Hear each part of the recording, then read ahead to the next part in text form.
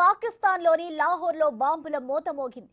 Walton విమానాశ్రయానికి సమీపంలోని గోపాల్ నగర్, నసీరాబాద్ ప్రాంతాల్లో బాంబులు పేలడంతో ప్రజలు భయాందోళనకు గురయ్యారు. ఇళ్లలోంచి బయటకు పరుగులు తీశారు. ఆపరేషన్ సింధూర్ జరిగిన కొన్ని ఘటనల్లో ఈ ఘటన జరగడంతో ప్రజలు ఉక్కిరిబిక్కిరి అవుతున్నారు.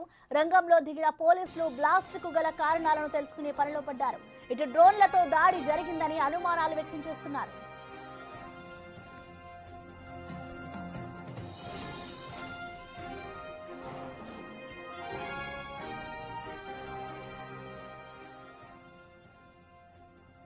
ఇప్పటికే లాహోర్, ఇస్లామాబాద్ ఎయిర్పోర్ట్లను మూసేసింది పాకిస్తాన్.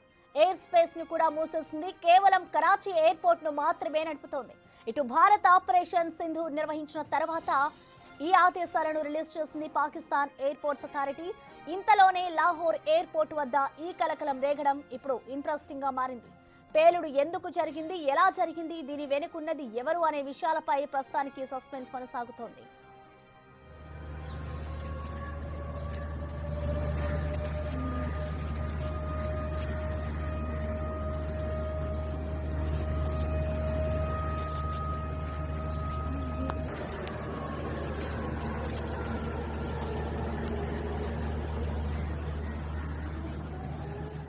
ఇటు పాకిస్తాన్లోని లాహోర్లో బాంబుల మోత మోగింది. వాల్టన్ విమానాశ్రయానికి సమీపంలోని గోపాల్ నగర్లో, నసీరాబాద్ ప్రాంతాల్లో బాంబులు పేయడంతో ఇటు ప్రజలైతే భయాందోళనకు గురయ్యారు. ఇప్పటికే పోలీసులు కూడా అక్కడ రంగంలోకి దిగారు. ఇళ్లలోంచి ప్రజలంతా కూడా ఒక్కసారిగా బయటకు పరుగులు తీసిన పరిస్థితి కనిపిస్తోంది. ఇటు డ్రోన్లతోనే దాడి జరిగి ఉండవచ్చు అంటూ కూడా ఇటు పోలీసులు అయితే అనుమానం వ్యక్తం చేస్తున్నారు. ప్రస్తుతం మనం చూసుకోవచ్చు, ఇటు లాహోర్లో బాంబుల మోత మోగిందనే చెప్పుకోవాలి. ఒక్కసారిగా అక్కడున్న ప్రజలంతా కూడా ఇళ్లలోంచి బయటకు వచ్చి భయాందోళనకు గురయ్యారు.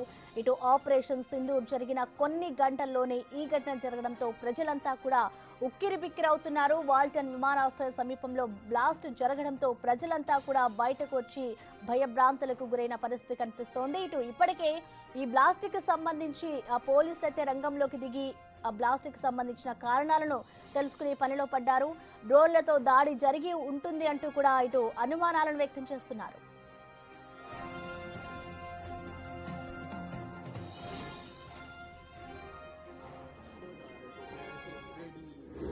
पता नहीं अपने मैं उसके बाहर आया, मैं तो वैसे भी मिसाइल था।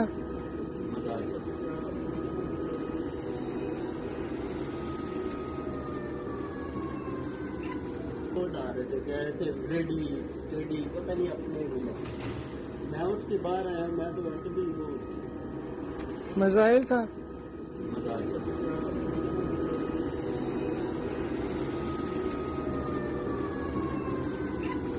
आ रहे थे, कह रहे थे रेडी स्टेडी, पता नहीं अपने मैं उसके बाहर आया, मैं तो वैसे भी मिसाइल था।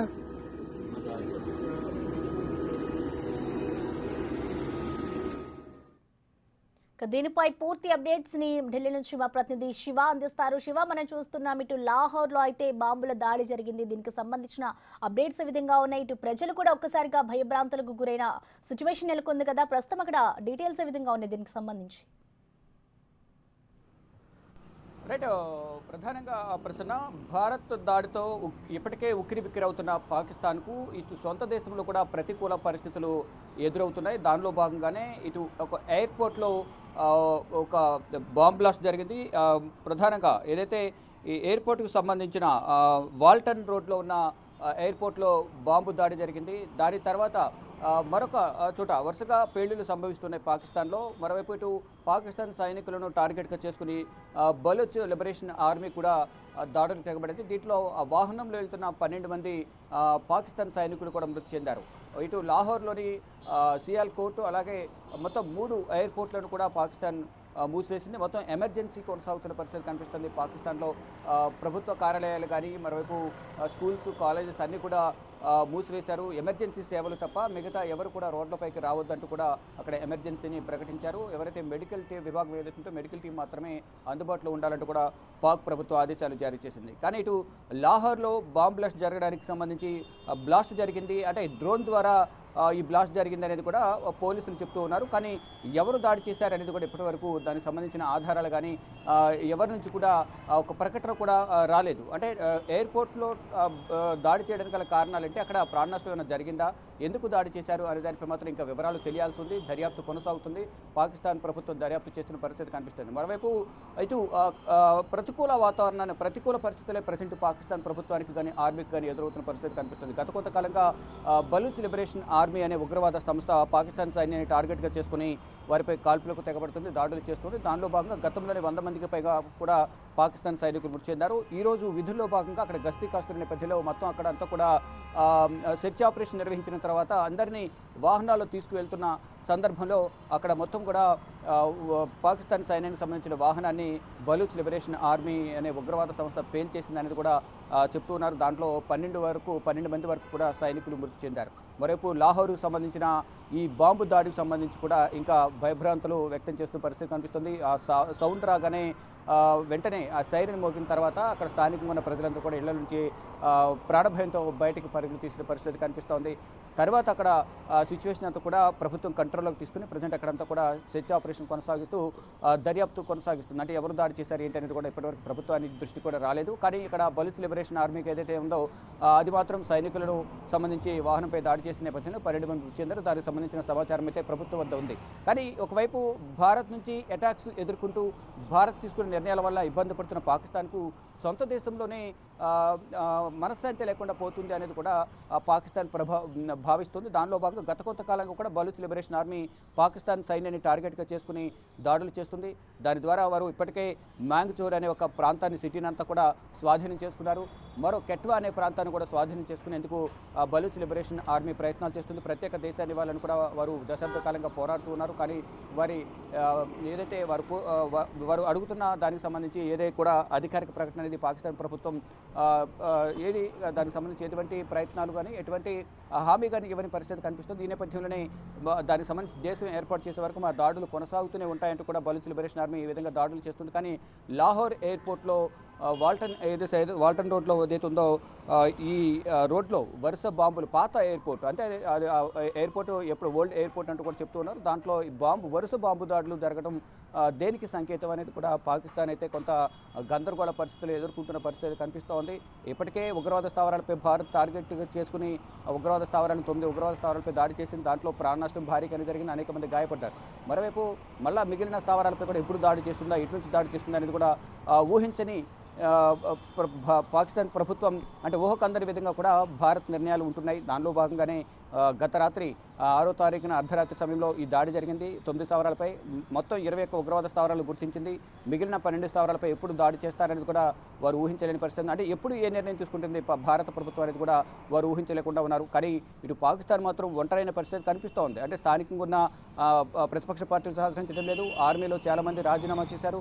మరోవైపు మిత్రపక్షం దూరమైంది. మరొక ఇటు చుట్టుపక్కల దేశాలను ఆపన్నహస్తం అందించినప్పటికీ కూడా టర్కీ కానీ చైనా, ఇరాన్, ఇరాకు దానికి సమీపంలోని పాకిస్తాన్ కొంత వారికి సహాయం అందిస్తుంది. కానీ ఇటు సొంత దేశంలోని బాంబుల దాడి బలూచ్ లిబరేషన్ ఆర్మీ ఒకవైపు, మరోవైపు టెహ్రీక్ తాలిబాన్ పాకిస్తాన్ ఒకవైపు దాడులు చేస్తూ పాకిస్తాన్ ప్రభుత్వాన్ని ఈ ఆర్మీని కూడా చాలా ఇబ్బందులకు గురి చేస్తుంది.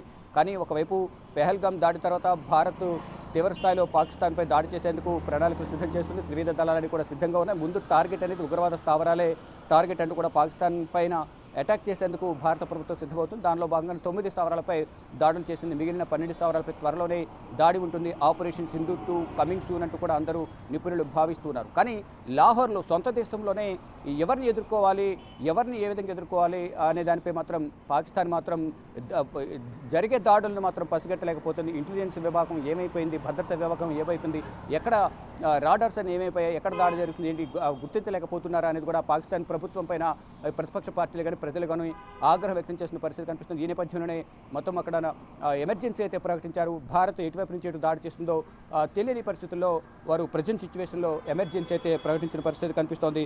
మొత్తంగా ఎయిర్పోర్ట్స్ అని కూడా లాహోర్లోని, కరాచీ, మరోవైపు సియాల్కోట్ ఎయిర్పోర్ట్లు ప్రజెంట్ తాత్కాలికంగా మూసివేశారు. గతంలో మనం చూసుకుంటే పాకిస్తాన్ గగనతలం పైన ఇటు ఇండియా కానీ ఇతర దేశాల నుంచి 400 విమానాల రాకపోకలు అయితే కొనసాగేవి. ఇక భారత్ కానీ చుట్టుపక్కల దేశాలను కూడా పాకిస్తాన్ విమానాలు ఇటు భారత గగనతలంపై కానీ ఇతర దేశాల గగనతలంపై వ్యవహరించేందుకు రాకపోకలకు అందరూ కూడా నిషేధం విధించిన నేపథ్యంలో ఆ 400 విమానాల పోయి 20 విమానాలకు చేరుకుంది. దాని ద్వారా ఇటు విమానయాన రంగం కూడా భారీగా ఆర్థికంగా నష్టాల్లోకి కూరుకుపోయింది. కేవలం రోజుకు $5,000 లాభం అనేది మాత్రమే, ఇన్కమ్ అనేది మాత్రమే వస్తూ ఉంది. అది కూడా ఇప్పుడు కొన్ని ఎయిర్పోర్ట్లు మూసేసిన నేపథ్యంలో ఆ ఇన్కమ్ కూడా పోయింది. అంటే అటు సొంత దేశంలోనే అంతర్యుద్ధం కొనసాగుతున్న నేపథ్యంలో ఎవరిని ఎదుర్కోవాలో తెలియక అయోమయంలో ప్రజెంట్ పాకిస్తాన్ సిచ్యువేషన్ ఉందని చెప్పుకోవాలి. కానీ పాకిస్తాన్ స్థావరాలపై, ఉగ్రవాద స్థావరాలపై దాడి చేసిన నేపథ్యంలో ప్రతిదాడి ఉంటుందంటూ కూడా పాకిస్తాన్ ప్రభుత్వం, ఆర్మీ కూడా చెప్తూ ఉంది. Prasanna. Right, thank you Shiva.